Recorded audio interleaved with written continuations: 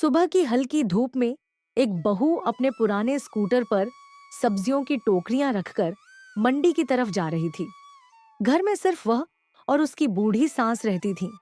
उसका पति दूसरे शहर में मजदूरी करता था और महीने में थोड़े बहुत पैसे भेज देता था। घर चलाने के लिए दोनों ने अपने खेत में टमाटर और हरी सब्जियां उगानी शुरू की थीं। सास घर पर पौधों की देखभाल करती और बहू सुबह से शाम तक खेत में मेहनत करती। वह खुद सब्जियां तोड़ती, उन्हें साफ करती और स्कूटर पर लादकर बाजार तक बेचने जाती। धीरे धीरे उसकी मेहनत रंग लाने लगी। गांव के लोग उसकी ताजी सब्जियों की तारीफ करने लगे। कुछ ही महीनों में उनका टूटा फूटा घर पक्का बन गया। लेकिन गांव में रहने वाला एक आदमी उनकी तरक्की देखकर जलने लगा। उसे अच्छा नहीं लगता था कि दो औरतें अकेले मेहनत करके आगे बढ़ रही हैं। एक रात वह चुपचाप खेत में गया और कई पौधों को उखाड़कर खराब कर दिया। सुबह जब बहू खेत पहुंची तो उसकी आंखें भर आईं।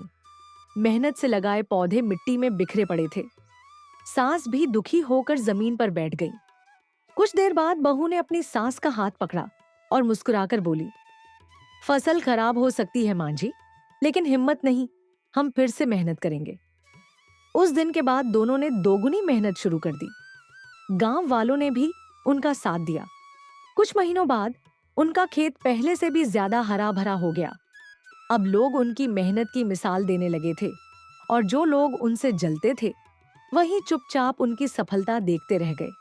सीख: हालात चाहे जितने खराब हों, अगर हौसला मजबूत हो तो इंसान फिर से अपनी दुनिया खड़ी कर सकता है।